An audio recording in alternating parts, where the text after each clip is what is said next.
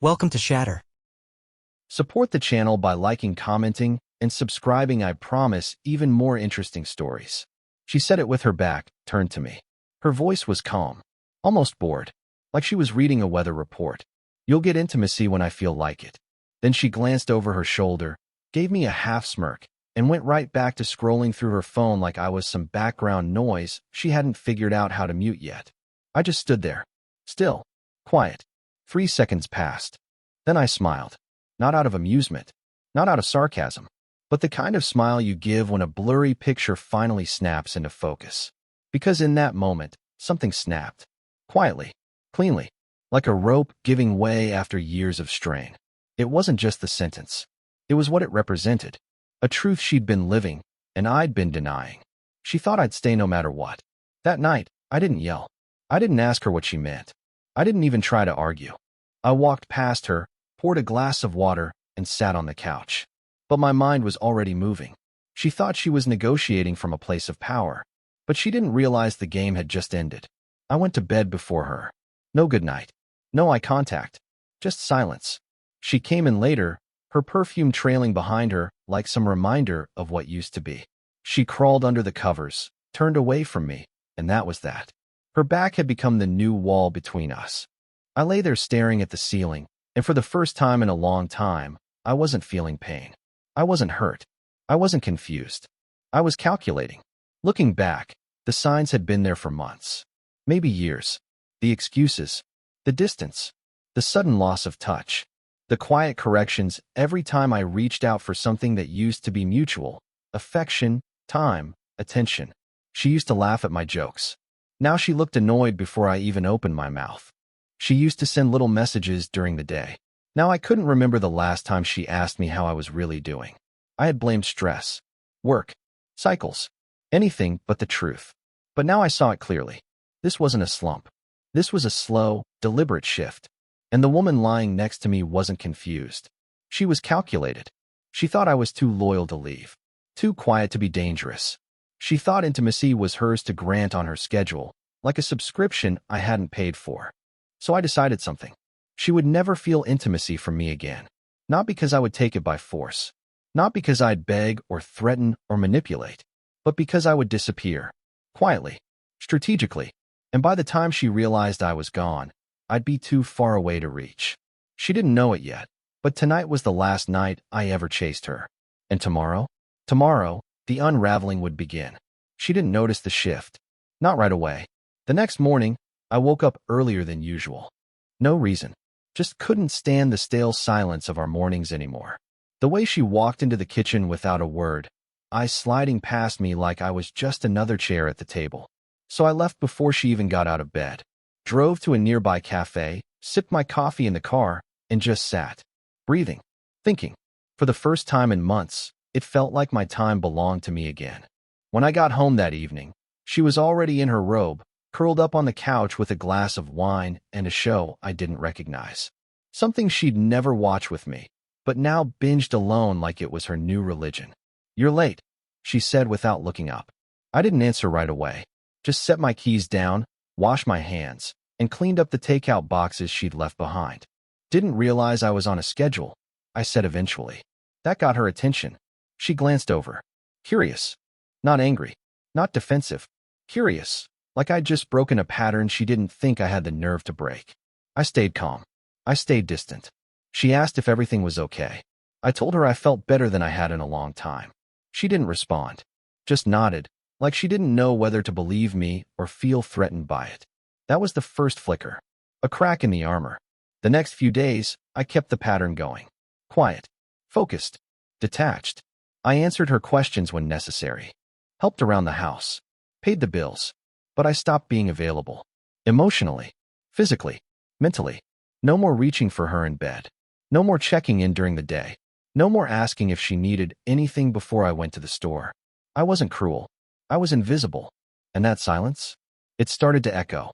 One night, she came into the room in lingerie. The kind she hadn't worn in over a year. The same woman who once said I'd get intimacy when she felt like it was suddenly trying to manufacture desire like flipping a switch. I didn't say a word. Didn't react. I looked up from my book, said goodnight, and turned off the lamp. She stood there longer than she meant to, long enough to feel ridiculous. The next morning, she tried again. A kiss on the cheek, a soft touch on my arm. I didn't flinch. I didn't lean in. I just nodded and walked away. She wanted distance? She got it. Only now it wasn't on her terms. It was mine. I wasn't pulling away out of hurt. I was executing a plan. And the most terrifying kind of man is the one who leaves without a sound, because he already knows where he's going. It took exactly 5 days for the shift to register. Not in a meltdown. Not in tears. Just in her eyes. She started watching me. Closely. Like she was trying to figure out what changed, but couldn't ask outright without admitting something was wrong. That morning, she offered to make coffee. She hadn't done that in months. I thanked her. Took the mug. Sat at the far end of the table. Didn't smile. Didn't ask about her day. She stirred her own cup in silence, then glanced at me like she expected something to happen. An apology, a joke, a question. I gave her nothing. That evening, I stayed out late again. Gym. Groceries. Took the long way home. I'd forgotten how peaceful a quiet drive could be when you're not rushing back to a cold house. When I walked in, she had set the table. Real food. Candles. She wore a dress she hadn't touched in 2 years. And I knew exactly what it was. Control slipping. Desperation dressing up as effort. I sat down. Ate the food. Said thank you. Then went upstairs without touching her, without looking back. I could feel the tension in the air the next morning. Like static. She tried again. Asked if I had plans that weekend. I told her I wasn't sure. That I'd probably figure it out. The same vague answers she'd given me for months. And just like that, I flipped the balance. I mirrored everything she'd once used to maintain control. Indifference. Distance. Vagueness. But now it was strategic. Intentional. Then I moved to phase 2. I started shifting the finances. Quietly. I rerouted my direct deposit. Opened a private account. Canceled a few subscriptions she didn't even know I paid for. Adjusted the budgeting app to private mode. Nothing dramatic. Just clean breaks in the background. She noticed the Netflix didn't work one night. I told her I'd look into it. I didn't. I watched her stare at the loading screen longer than she meant to, waiting for me to fix it. I didn't. That was the point. She'd built a life assuming I would carry the weight, both emotional and financial. Now the supports were being removed, one brick at a time. At work, I stopped talking about her. At home, I started sleeping better. Not because anything had been fixed, but because I had stopped bleeding energy into a dead system. She used to be the sun I orbited around. Now she was background static. And the scariest part for her? I wasn't angry. I wasn't dramatic. I wasn't cruel. I was just done. Because nothing says, I'm gone, louder than a man who stops explaining his silence and just lets it speak for him. The first real crack appeared on a Tuesday. She called me in the middle of the day. Something she hadn't done in years unless it was urgent. Her voice was light. Too light. Carefully measured. She said she just wanted to hear my voice. Said she missed me. I didn't say it back. I told her I had to get back to a meeting. She laughed nervously, said okay, and hung up first. That's when I knew it wasn't about love. It was about control. She didn't miss me. She missed the version of me that revolved around her. The one who filled her silences, carried the weight, bridged the gaps, absorbed the cold. But that version was gone. That night, she was already dressed up when I walked in. A dress I hadn't seen since our anniversary 2 years ago. She said she found a new restaurant she wanted to try. Just the two of us. Said it casually, like it was a spontaneous idea, not something she'd rehearsed twice in front of the mirror. I didn't hesitate. I told her I'd already eaten. She blinked, covered it with a smile. Said maybe next time. I nodded once and went upstairs. Didn't explain. Didn't apologize. Didn't engage. And that was the part she couldn't handle. Because indifference is heavier than anger, quieter than betrayal, and far more effective. By the end of that week, her efforts started multiplying. Little things. Notes on the fridge. Questions about my day. Sudden interest in shows I used to watch alone. But I wasn't interested in conversation. I wasn't interested in connection. I was interested in the distance. The space I had built. She texted me one afternoon. Just a heart emoji. No words. No context. I didn't respond. Hours later, she sent another. Thinking about you. I replied, thanks. That was it. Short. Dry. Strategic. I knew what I was doing. And more importantly, I knew what she was feeling. Panic. Because she realized the roles had reversed. For years, she kept me in emotional limbo. Just close enough to feed off my loyalty, but never close enough to be vulnerable. Now the silence was hers to fill, and it was deafening. One night, I walked in and caught her sitting at the kitchen table staring at nothing. A bottle of wine opened. 2 glasses poured. She didn't even pretend it was casual. She was waiting for me. I looked at the glasses, then at her. Then I walked past, said I had emails to finish, and disappeared upstairs. She sat there alone. For over an hour. Didn't pour the wine out. Didn't follow. Because deep down, she knew. This wasn't a phase. This wasn't passive aggression. This was the beginning of the end. And for the first time, she wasn't the one walking away. I wasn't interested in revenge. I wasn't looking to embarrass her, or punish her, or teach her anything. But I was going to end the game. And I was going to end it clean. She thought she held all the cards. For years, she built a version of herself that only existed because I carried the weight behind the curtain. Quietly. Daily. Now, I was cutting the wires. One by one. The first move was professional. There was a guy, Ben, colleague of hers.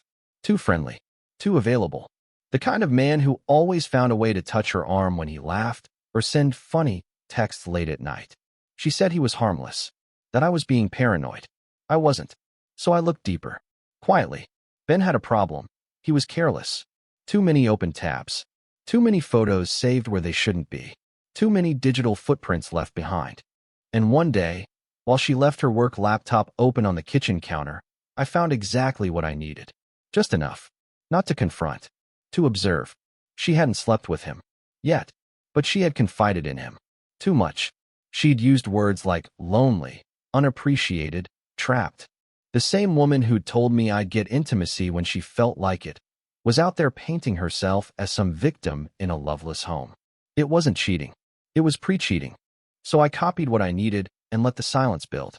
Then, I dropped the seed. Through a friend. A well-placed message to the right person in their office. A few screenshots. No accusations. Just information. Within a week, the whispers started. Ben got quieter. Tense. She became defensive at work. Something had shifted. She didn't know I'd done it. She wouldn't. That was the point. It wasn't about destruction. It was about removal. One by one, the structures that propped her up were beginning to collapse. Not because I pushed. Because I simply stopped holding them. That week, I skipped dinner with her family. Told her I was tired. She went alone. Her sister texted me later, asking if everything was okay. I told her I was just taking time for myself. The message landed. She was no longer the woman with the solid marriage and the doting husband. Now, she was the one making excuses. And people noticed. That was when her tone started to change. Not to affection, to panic.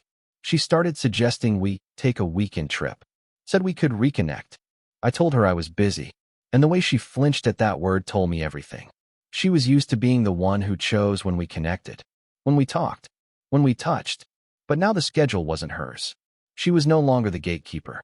She was the one standing outside, waiting to be let back in. And I wasn't even near the door anymore. Her unraveling didn't start with tears. It started with silence. Not mine, hers. The kind that creeps in after you realize the room you once commanded now barely reacts when you speak. It was a Friday. We were invited to a small gathering at a mutual friend's house. She insisted we go. Said we needed to show face. I agreed. Not for her, but because I wanted to watch. To let her feel what I had lived in for years. Being next to someone who makes you feel invisible. We arrived separately. That alone rattled her. She didn't say it out loud, but I saw it in the way she scanned the room when I walked in 20 minutes after her. As if she wasn't sure I would show it all. I greeted people. Kept conversations light. No tension. No accusations. Just distance. And everyone noticed. At one point, I walked into the kitchen to grab a drink and overheard someone ask her if we were okay. Her voice dropped.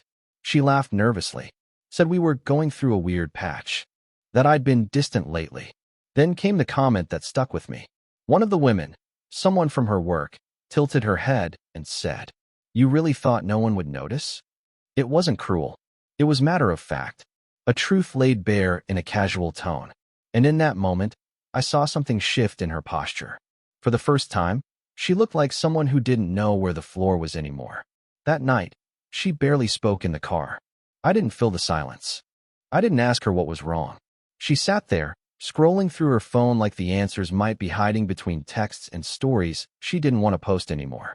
Later, as we got ready for bed, she asked me if I was still in this. I didn't answer right away.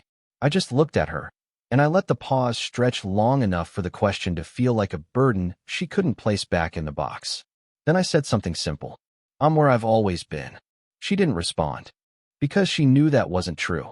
She was reaching for a version of me she'd killed with 1,000 little cuts. And now, in the quiet, the loss was echoing back, louder than anything either of us could say. Because when people start noticing what you've lost, and not what you still have, that's when the show ends. That's when the curtain drops, and the real silence begins. It's strange how quiet a house can feel when two people stop trying. But it's even stranger when only one of them realizes the silence means freedom. I stopped waking up with a purpose that included her. My mornings became rituals of distance.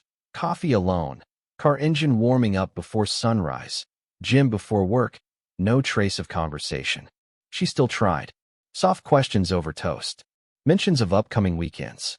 Comments about how we used to do this. Or, remember when we. But I had nothing to offer her anymore. The version of me she remembered was dead. And the one who replaced him? He didn't live in her orbit. I stopped checking in during the day. No good morning texts. No questions about dinner. No little gestures that used to make her feel centered. And she noticed. I'd come home to music playing. Wine open. Sometimes her in a dress, standing in the kitchen as if she were waiting for a guest. But I was never the guest. I was the exit. Each evening was a performance. She played the part she'd neglected for years. Softness, laughter, touch. And I gave her nothing back. Not in cruelty. In calm. I'd nod. Smile politely. Go upstairs. Shower. Sleep. The touches got more obvious. Fingers on my shoulder. A hand on my arm. A glance too long. She was reaching for connection the way a drowning woman reaches for a rope. But I wasn't the rope anymore. I was the water. One night, I walked in to find her crying softly on the balcony. Wine in hand. Blanket around her shoulders like armor she didn't believe in. She didn't see me. Or maybe she did, and just hoped I'd say something. I didn't. I walked past her, sat at the kitchen table, and started reading. Later that night, she came into the room and just stood there, watching me, waiting. For what? I'll never know. An invitation? A reaction? A fight?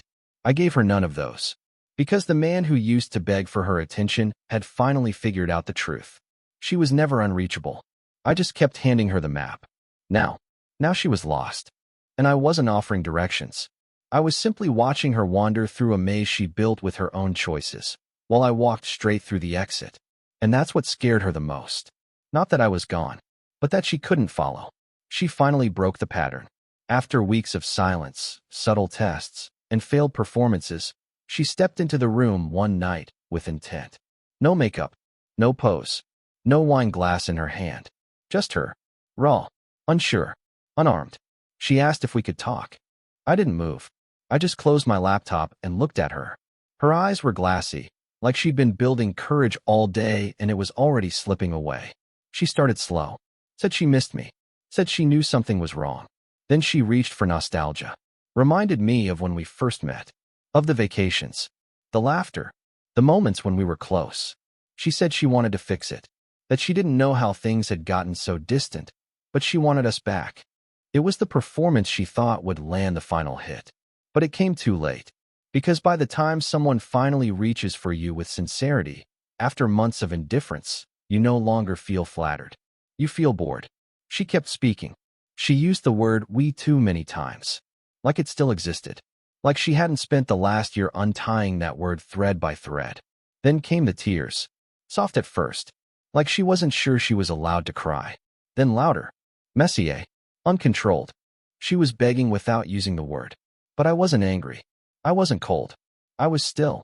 Not because I didn't feel anything. Because I felt everything. And none of it pointed toward staying. When she paused, waiting for me to say something, I stood up. Walked to the kitchen. Poured a glass of water. Drank half of it. Then said, calmly, "You're right. We got distant. And I let it happen. But I'm not interested in rebuilding something that only existed when I was the only one holding the pieces." She didn't respond. just stared. I walked past her, went upstairs, and closed the door. She didn't follow. For the first time, she finally understood. This wasn't a threat. This wasn't a tactic. It was the final state of a man who had nothing left to explain. Later that night, she knocked softly. I didn't answer. She stood there for a while, then walked away. And in that silence, something irreversible took place. She finally realized. The scariest version of a man isn't the one who shouts. It's the one who no longer cares enough to raise his voice. Collapse doesn't begin with a scream. It starts in silence. In the way someone stops being believed when they talk. In the way people's eyes shift when you enter a room. In the way no one volunteers to defend you anymore. Her collapse started that Monday. She arrived at work late. Distracted. The whispers didn't stop when she walked in. They got quieter, more focused. She wasn't the composed, untouchable woman they once saw. She was unraveling. And everyone knew. She messaged me that afternoon. Said she wanted to talk again. Said she couldn't sleep. That everything felt off. I didn't respond. Because she wasn't talking to me. She was talking to the memory of a man who used to chase her emotions like they were gospel. And that man was no longer here. While she spiraled, I had already begun the quiet rebuild. A new gym routine. Mornings that started with clarity, not tension. Weekends away, no explanation needed, no lies told. I didn't announce anything. Didn't post. Didn't share. I just started living a life that no longer included her. And that, more than anything, destroyed her. Because nothing makes someone feel smaller than being excluded from the world they used to control. She tried to reach out to my sister.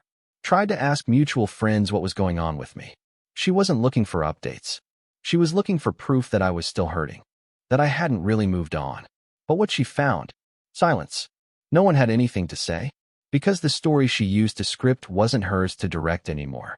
One night, she broke down completely. Not in front of me. In front of her parents. I wasn't there, but I heard about it the next day through someone who'd been in the room. They said she looked like someone who realized too late that the exit door had been open the whole time, and now it was locked from the outside. She left early. Didn't say goodbye. Went home and called me 4 times in a row. I didn't pick up. She left a voicemail. No accusations. Just breathing. Then, please. I deleted it. Not in anger, but because there was nothing left to answer. Her crisis was no longer my responsibility. I wasn't her support system. I wasn't her mirror. I wasn't even her memory. She had tried to restart the fire after drowning it in indifference. But all she found was smoke. And now she was choking on it alone. I didn't plan a dramatic exit. There were no packed bags in the hallway. No slammed doors. No final arguments to bleed out. Just quiet choices. One by one. I signed the lease on a small apartment across town. Clean. Unfurnished. No memories. I scheduled the move on a Wednesday morning while she was at work. No message. No warning. By the time she came home, I was gone. No note. No explanation. Just space where I used to be. She called twice. Then again. Then again. The texts came slower. Where are you? Can we talk? I didn't think you'd actually leave. But I had. Because there's nothing left to say to someone who only learned to speak when the silence became unbearable. I blocked her number. Not out of spite. Out of peace. Because healing begins where noise ends. Over the next week, I removed myself from the shared accounts. Disconnected utilities. Returned my key to her mailbox. She wouldn't find me online. No photos. No posts. No trace. Her world got smaller. Mine got wider. I started reconnecting with people I hadn't seen in years. People who remembered who I was before I became a ghost in my own relationship. I picked up old hobbies. Made new plans. Slept deeper. Not because I was running from something, but because I was no longer wasting energy keeping something dead alive. I passed by her once. By accident. She didn't see me. But I saw her. She looked slower. Smaller. The confidence she used to wear like armor was cracked. Her eyes moved too fast. Like she was still scanning the room for the man she once controlled. But I wasn't in that room anymore. I wasn't in her story anymore. And I never would be again. People ask me sometimes why I left the way I did. Why no closure? No conversation. No final "we need to talk." And the answer is simple. I didn't leave to be heard. I left to be free. Closure isn't a conversation. It's a decision. And I made mine the night she smirked over her shoulder and said I'd get intimacy when she felt like it. She just didn't know that was the last time she'd ever speak to the man who once waited for her. Because I didn't disappear. I just stopped showing up where I wasn't respected. Real men don't explode. They exit. Subscribe for more power stories.